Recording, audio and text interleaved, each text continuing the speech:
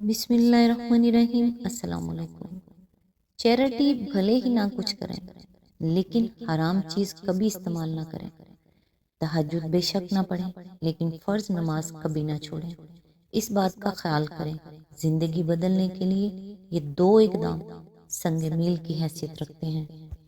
اپنا کندھا صرف جنازے کو دینے کے لیے مخصوص نہ کرو، کبھی یہ کندھا کسی کو جیتے جی بھی دو کہ وہ اس پر سر رکھ کر رو سکے اور خود کو یہ باور کرا سکے کہ اس کے پاس بھی ایسا ایک کندھا ہے جس پر سر رکھ کر وہ اپنا غم ہلکا کر سکتا ہے۔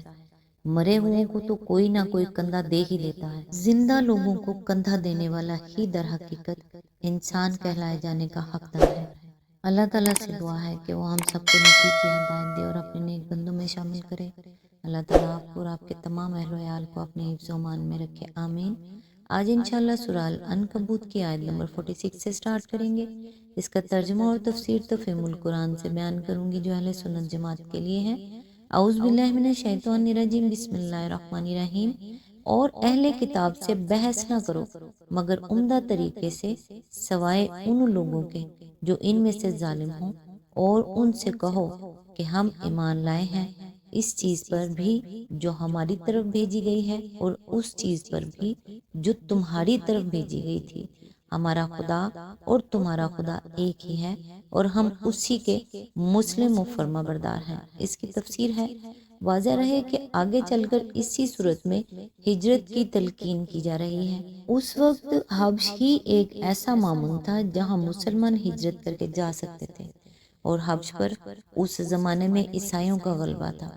اس لیے ان آیات میں مسلمانوں کو ہدایت دی جا رہی ہے کہ اہل کتاب سے جب سابقہ پیش آئے تو ان سے دین کے معاملے میں بحث و کلام کا کیا انداز اختیار کریں، یعنی مباحثہ معقول دلائل کے ساتھ مذہب و شائستگی زبان میں اور افہام و تفہیم کی اسپرٹ میں ہونا چاہیے، تاکہ جس شخص سے بحث کی جا رہی ہو اس کے خیالات کی اصلاح ہو سکے۔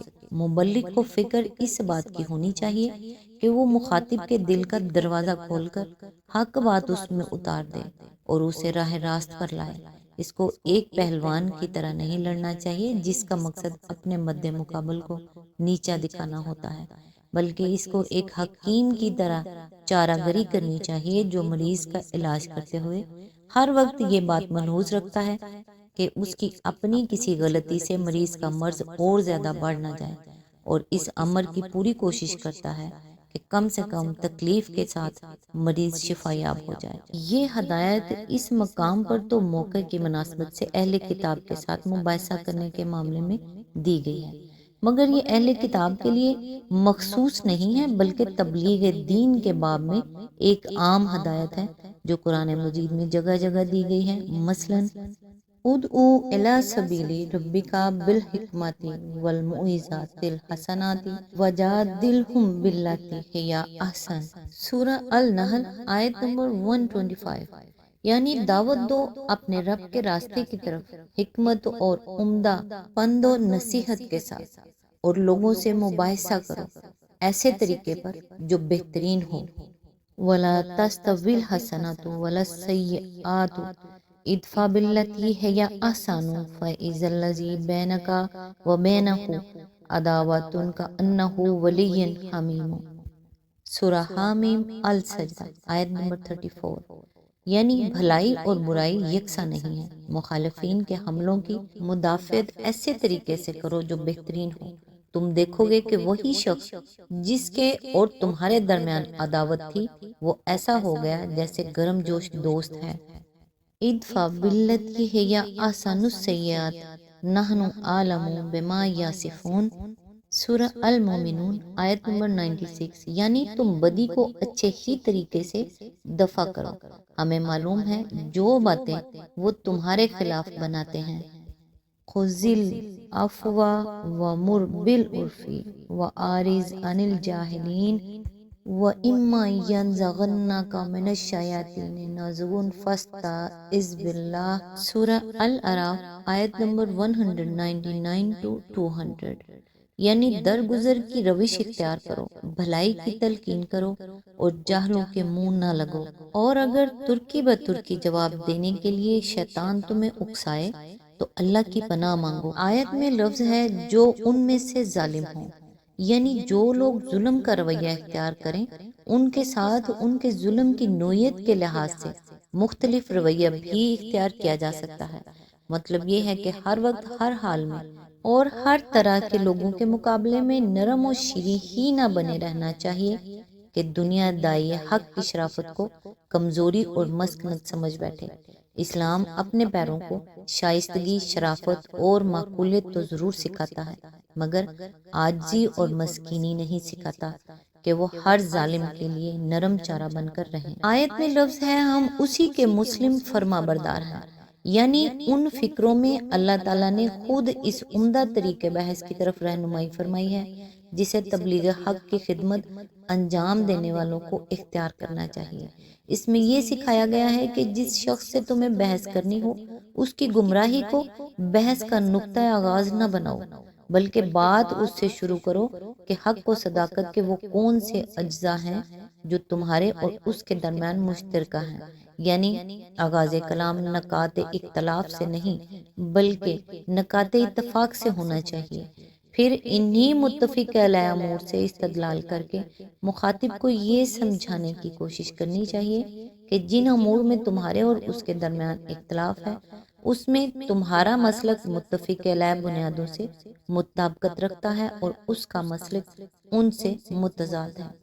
اس سلسلے میں یہ سمجھ لینا چاہیے کہ اہل کتاب مشرکین عرب کی طرح وحی اور رسالت اور توحید کے منکر نہ تھے، بلکہ مسلمانوں کی طرح ان سب حقیقتوں کو مانتے تھے۔ ان بنیادی امور میں اتفاق کے بعد اگر کوئی بڑی چیز بنیادی اختلاف ہو سکتی تھی تو وہ یہ کہ مسلمان ان کے ہاں آئی ہوئی آسمانی کتابوں کو نہ مانتے اور اپنے ہاں آئی ہوئی کتاب پر ایمان لانے کی انہیں دعوت دیتے اور اس کے نہ ماننے پر انہیں کافر قرار دیتے۔ یہ جھگڑے کی بڑی مضبوط وجہ ہوتی، لیکن مسلمانوں کا موقف اس سے مختلف تھا۔ وہ تمام ان کتابوں کو برحق تسلیم کرتے تھے جو اہل کتاب کے پاس موجود تھی، اور پھر اس وحی پر ایمان لائے تھے جو محمد صلی اللہ علیہ وآلہ وسلم پر نازل ہوئی تھی۔ اس کے بعد یہ بتانا اہل کتاب کا کام تھا کہ کس معقول وجہ سے وہ خدا ہی کی نازل کردہ ایک کتاب کو مانتے اور دوسری کتاب کا انکار کرتے ہیں۔ اسی لیے اللہ تعالیٰ نے یہاں مسلمانوں کو تلقین فرمائی ہے کہ اہل کتاب سے جب سابقہ پیش آئے تو سب سے پہلے مثبت طور پر اپنا یہی موقف ان کے سامنے پیش کرو۔ ان سے کہو کہ جس خدا کو تم مانتے ہو اسی کو ہم مانتے ہیں اور ہم اس کے فرما بردار ہیں۔ اس کی طرف سے جو احکام و ہدایت اور تعلیمات بھی آئی ہیں ان سب کے آگے ہمارا سر تسلیم خم ہے، خواہ وہ تمہارے ہاں آئی ہوں یا ہمارے ہاں۔ ہم تو حکم کے بندے ہیں، ملک اور قوم اور نسل کے بندے نہیں ہیں کہ ایک جگہ خدا کا حکم آئے تو ہم مانیں اور اسی خدا کا حکم دوسری جگہ آئے تو ہم اس کو نہ مانیں۔ قرآن مجید میں یہ بات جگہ جگہ دہرائی گئی ہے، اور خصوصاً اہل کتاب سے جہاں سابقہ پیش آیا ہے وہاں تو اسے زور دے کر بیان کیا گیا ہے۔ مثال کے طور پر ملاحظہ ہو سورہ البقرہ آیت نمبر 4، 136، 177 اور 285، آل عمران آیت نمبر 84، سورہ النساء آیت نمبر 136، 152 152 اور 162 to 164، سورہ شورى آیت نمبر 13۔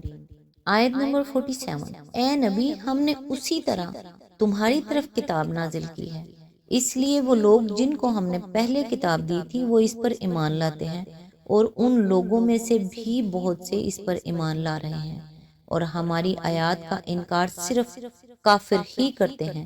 اس کی تفسیر ہے، اس کے دو مطلب ہو سکتے ہیں، ایک یہ کہ جس طرح پہلے انبیاء پر ہم نے کتابیں نازل کی تھی اسی طرح اب یہ کتاب تم پر نازل کی ہے۔